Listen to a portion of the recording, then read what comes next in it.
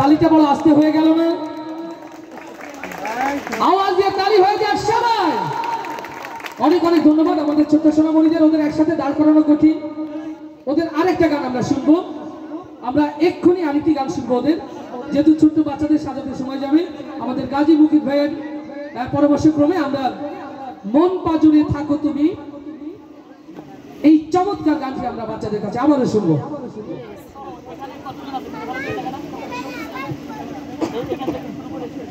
এই পাশে যারা শিল্পীরা রয়েছে আমি সবাইকে বসার জন্য অনুরোধ করছি। কেউ এখানে